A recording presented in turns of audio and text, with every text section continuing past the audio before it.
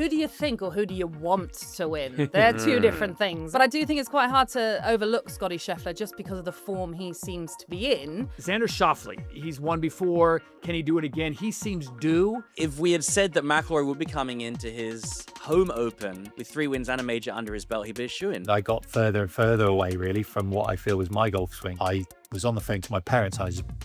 After one of the rounds, and I just broke down. I was in absolute bits. Inside, I've never, ever felt like I want to stop. Even if you reach the peak, you can still suffer. There's a whole lot more of the dedication that goes to this. It is a full family commitment. The weather over here currently is beautiful. I was going to say, what about, it's a little too this hot. cold element stuff? Yeah. It's going to be It's a proper little too beautiful hot. sunshine. It's a little too hot. Welcome to this Sporting Planet, the world's view of sport. This week from the UK, America, and Singapore. This is a show that brings together international voices who are passionate about sport and live and work in the regions where major events are taking place. This week we're focusing on a small town of just 6,000 people or so in Northern Ireland, and it's going to be the centre of the golfing world for the next week. Yeah, definitely going to be more than 6,000 people, I think, once the Open gets underway. Portrush going to be feeling a little bit busier. 275,000 people descending on County Antrim to see if a home favourite can win the Claret Jug, just as Shane Lowry did 6 years ago. And with Rory McIlroy fresh off the back of completing the career Grand Slam in April, hopes are high for another home party in 2025. But while local fans are hoping for a British winner, America is sending over an army of talent in the form of defending champion Xander Schauffele and world #1 golfer Scottie Scheffler. Can either of them walk away victorious? That's the big question. Plus, later on, we've got an incredibly frank and honest chat with golfer Chris Wood, who finished tied 3rd at the 2009 Open, but has been struggling with his mental health over the last few years. That's an incredibly powerful discussion you won't want to miss right here on this Sporting Planet. Edward Russell here in Singapore alongside Natalie Sawyer in the UK and Todd Harris from the USA. We are 3 majors down in men's golf for 2025. What a year it's been, by the way, so far. And there's just one more to go, the Open at Royal Portrush. It's the first time the course has hosted the championship since home favourite Shane Lowry delighted the fans in 2019 to claim the Claret Jug. And there are so many storylines heading into this year, from Rory McIlroy looking to make his 2025 even better after so many years completing the career Grand Slam at the Masters. Or what about world #1 Scottie Scheffler aiming for his first title? First things first, you two. Who do we think will win? Natalie, quick prediction from you to kick things off. Oh, it's who do you think or who do you want to win? They're two different things, aren't they? I mean, listen, Scottie Scheffler, we know how incredible he is. He's in good form as well, coming into Royal Portrush. I think in his last 5 tournaments, he's finished inside the top 10. So, he's doing pretty well, having won the Byron Nelson, won the PGA Championship recently, and the Memorial Tournament as well. I wonder if links play is a bit of a trickier one for him, because the Open of all the majors is the one that he struggles on the most. Having said that, he's finished, tied for 7th? That's his worst, if you want to call it worst. I think a lot of people will be happy with tying for 7th, though. But I do think it's quite hard to overlook Scottie Scheffler just because of the form he seems to be in. But, like I say, there's a who you think might win and who you'd like to see win. And I would love to see Tommy Fleetwood win this one. Oh, what a guy. I mean, one of the nicest guys out there. Consistently inside the top 20 when it comes to the world rankings for nearly a decade. I mean, look what happened at the Travelers Championship not that long ago, leading with just a couple of holes to go. Yeah. And then sadly it all goes wrong and Keegan Bradley wins it. And it's been a long time since the Open has actually seen an English player come away with victory. Cynic Faldo, in fact, was the last to do it in 1992. And I just think he's just one of those nearly men, Tommy Fleetwood, and it would just be so nice to see him come away with a major. And then who knows what happens after that? It could lead to more big victories, because he's yet to win on the PGA Tour as well. So I'm just hoping that something clicks for him. And Fleetwood has quite possibly the best golf nickname of all golfers to ever have. The Great White, all that stuff. Throw it out the window. Tommy Fleetwood is the man. I'm with Natalie. Who would you like to win? Who you think's going to win? I think Rory McIlroy could do himself a solid if he can get past his situation with dealing with the media. He could do very well there, of course. He's won there before. Scottie Scheffler, to Natalie's point, he's #1 for a reason. I'm going to throw out 2 names, though, and I don't know why they're coming to me because I think about their game, but someone like a Colin Morikawa, I think would do well there. Also, Xander Schauffele. I mean, he's won before. Can he do it again? He seems due, and he seems to just really understand that course really well. So Rory would be a great winner. But again, I don't know what's happened since the Masters. I think we all talked about this on the show a few months back of once he's cleared that hurdle of the Masters, he's got that monkey off his back kind of thing. He's going to just unleash, and still waiting for the unleash. Well, he did say, that he lost a bit of motivation after finally completing Yeah. that Grand Slam. But if anything can motivate him, it is, of course, an Open at home. I just don't think he's going to be able to handle the pressure, to be honest. Because the last time the Open was in Portrush, he was the favorite. He was supposed to be the hometown hero, and he hit his very first shot, I think, his opening tee shot out of bounds, and then missed the cut. It's funny, isn't it? Because you think that if we had said that McIlroy would be coming into his home Open with 3 wins and a major under his belt, he'd be a shoo-in, but he doesn't seem to be any of our favorites. I'm going to go for Jon Rahm because it's about time he won another major. That's it. Short and sweet. I like it.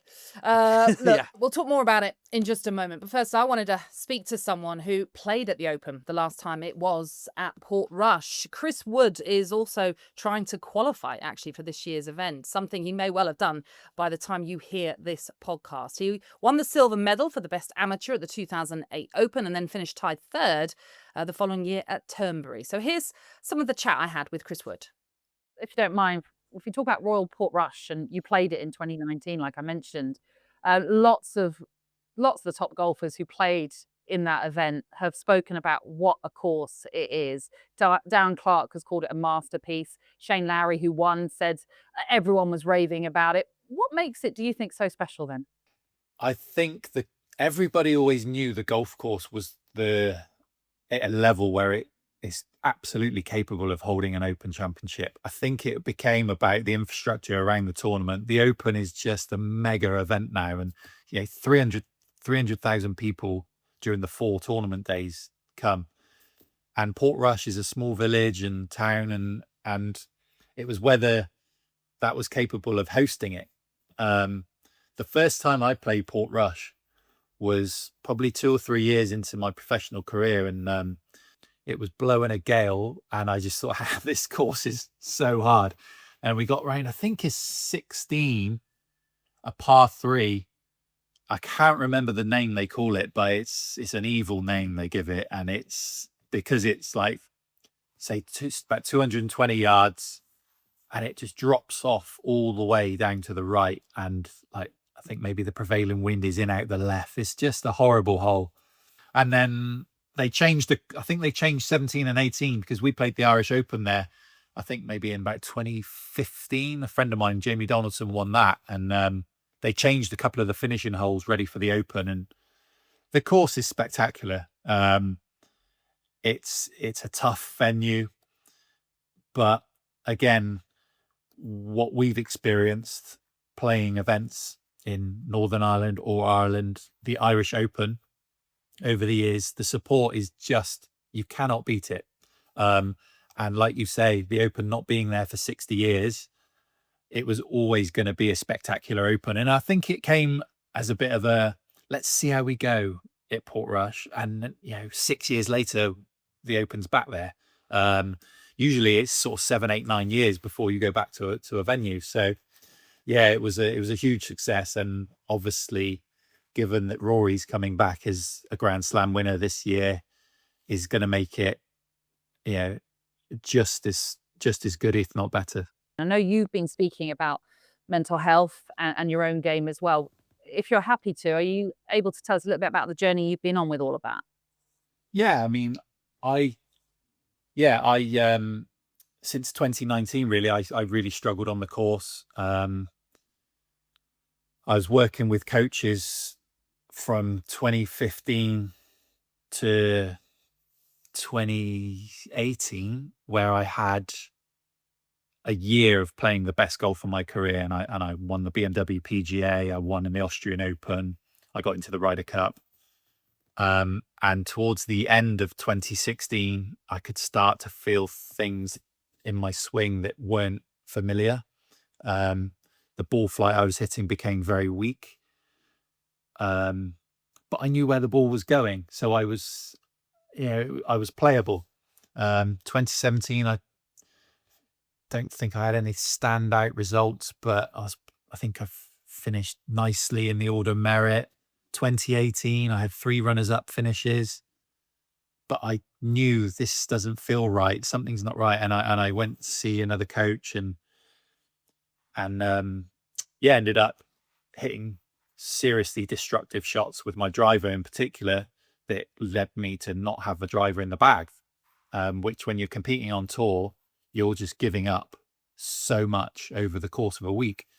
And I was practicing and hitting worse shots and feeling like, well, I'm with a great coach. Keep doing what he's saying. And I got further and further away, really, from what I feel was my golf swing. So that led me to a point of complete burnout in 2023, where losing my card on tour was what made me stop.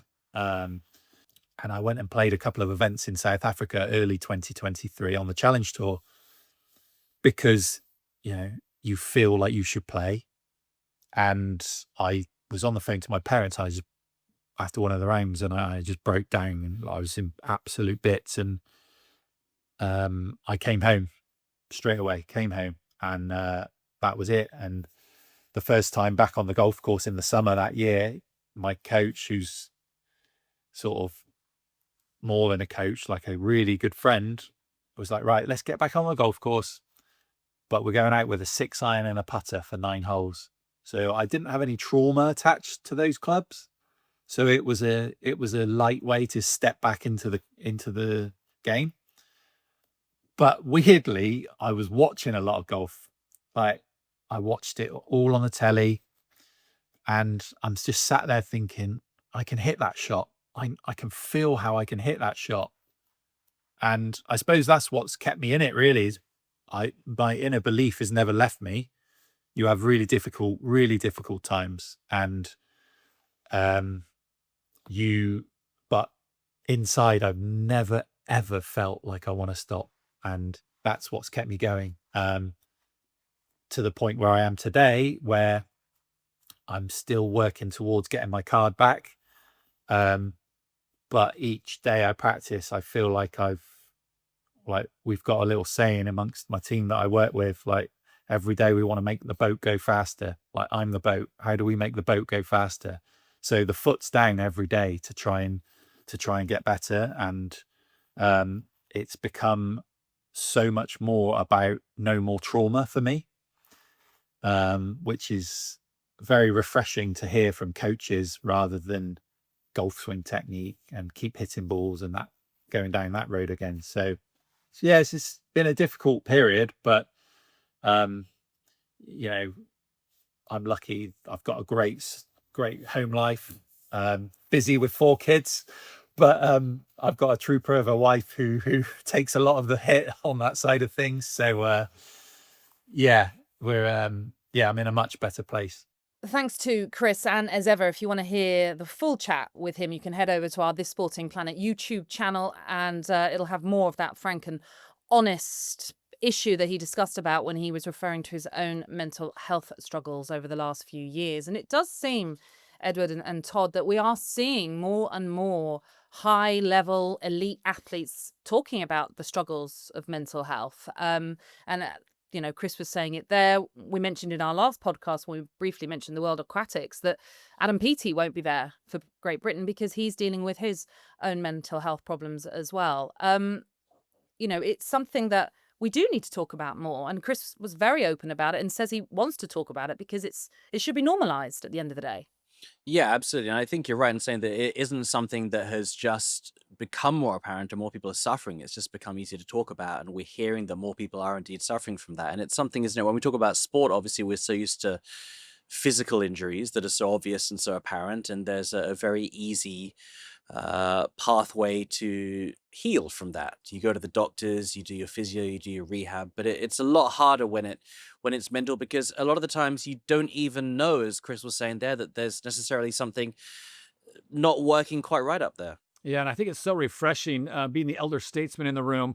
I will say that when I began my career, this was not something you would necessarily discuss or even ask the question about. So kudos to you, Natalie. I think it was a great interview. Chris did a fantastic job normalizing it. And I think the best thing that I came away from is he seems to be in a good place. You know, he mentioned his wife and his kids, and he's got balance. And I think that is beyond everything else, his mental health is the most important thing, and that's going to allow him to go forward. And I think there's a lot of athletes who have struggled that their entire lives of never coming to grips with, you know, I have some weaknesses, I have some doubts about my game or where I am or my position, and they've now come to grips with, hey, maybe I can talk to someone about this. So it was a great interview, and gosh, I now I just want to root for Chris Wood. Yeah, I hear you. I mean, the other thing that was a standout, I must say, that again, you'll be able to hear him full on our YouTube channel, was he was talking about what the tour have done for him. And in fact, it was the tour that really highlighted and alerted him to seeking more help with this, because he went to one of the tour doctors, and that's where they all started, really getting the help that he's now been having. And since those conversations that he's had, the tour have now implemented, not just because of him, but in general, they've implemented sort of special, if you like, restrooms where when they finished one of their rounds, for example, if they want to, they can go into this room where it's just nice, cozy, comfy chairs. It's all very quiet. It's all sort of serene. It's just a time for you to just relax after, 4 hours, 3.5 hours, whatever it is out on the course. So, it seems as though golf are really gripping, getting to grips with it, doing what they can to help their sports men and women. And what you also have to remember is, again, within that conversation I had with Chris, we talked about the differences between an individual sports person and somebody that's in a team. Now, it can affect you the same way. Of course it can. But within a team, let's say a football team, you have your teammates around you who can G you up, who can, maybe spot there's an issue with you. Whereas if you're on your own, yeah, you might have family, you might have your caddy or an odd coach, but they might not see the differences as much, let's say. Listen, I mean, I'm just assuming there, but I just think there's also that differences with individuals and team mates, shall we say. No, I was going to raise that exact point, and I think look, with tennis players, with golfers, you do have a small team, but this team may consist of your family and your coaches, and they might not necessarily be people that you want to divulge things to, and it's a lot harder to hide in a small team as well, I guess. If you're having an off day in a football team, ideally the rest of your teammates will be able to lift you up, and the responsibility for scoring goals or defending or whatever it is falls on their shoulders as well. Whereas in an individual sport, the results are purely your own. The responsibility is purely your own. And if you have a bad day, your entire tournament is gone, and people will criticize you in the media for that, and they have no one else to criticize but you. So I guess it is a whole lot more pressure in an individual sport. It makes me want to go back and watch the Netflix series, Drive to Survive in full swing, and now get a real appreciation of what these athletes are going through. I mean, that documentary does a great job of kind of taking behind the curtain. But again, Natalie, the interview was great. Chris Wood was so open and honest that it makes me think, wow, there's a whole lot more of the dedication that goes to this. It is a full family commitment, and it comes with some pitfalls. And I think, Edward, your point there about, especially golfers and tennis players, you're the main earner, aren't you? And if you don't win, your caddy doesn't get the money, your coaches doesn't get, they don't get the money, and then your family don't get the money. So a lot of pressure that they have to deal with. And again, to normalize it and actually to say, even if you reach the peak, you can still suffer. And again, earlier on, we mentioned Rory McIlroy, and maybe, winning as he did at Augusta, he's got that monkey off his back, but you've gone from the incredible highs of doing that to now dealing with, well, what do I do next? And Chris Wood actually did advise it in that interview. He said what Rory should do is he should seek out Tiger Woods. He should seek out someone like a Novak Djokovic that have just been multiple major winners, and just ask them, how do they keep it going? How do you G yourself up once more? And again, I thought that was really sound advice.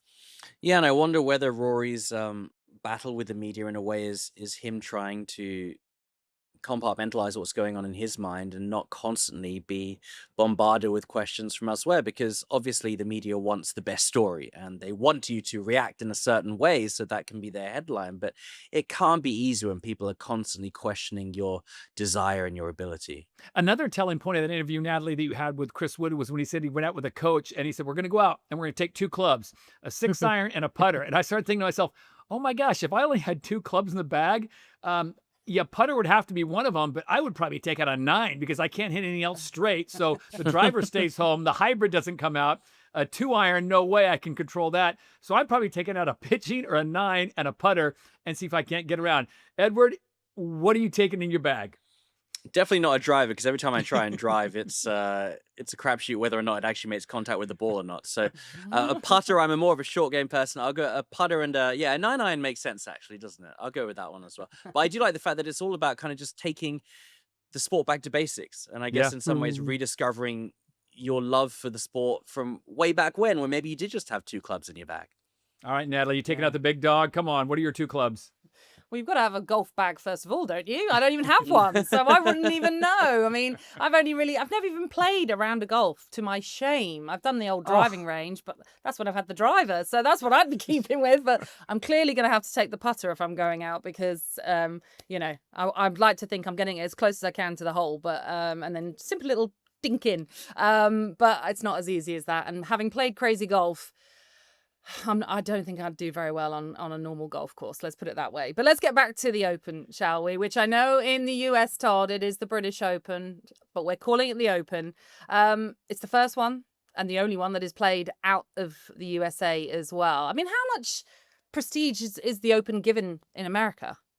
Massive. And I think it's on par, honestly, with Wimbledon, with Roland Garros. There's a few events that I think are around the world that really stop American sports fans in their tracks. I think the Tour de France is kind of in that same category, that people appreciate what it is. They appreciate the tradition. And when you talk about the Open, which I fully embrace now, just the Open, you go to a place like Royal Portrush, where in the summertime, in a lot of the states, it is hot. I mean, we're talking, and I'll do the quick conversion, we're talking 30, 35 to 42 degrees Celsius. And so it is a really warm time. So to see people walking around and complain, oh, the Open, it's very chilly here. It's like, I would pray for a nice chilly breeze right now. But it's just the tradition of links golf and the history of the sport and how it's come from where it is. And to see these athletes going back to a course that maybe doesn't look as glamorous as, say, an Augusta, but it is going to put you to the test. Oh, it certainly is. I mean, we saw it last year, didn't we, at Royal Troon when Xander Schauffele won it. It was rainy, it was windy, it was cold. I mean, Schauffele said I think at one point it's the coldest he's been out on a course for a long, long time.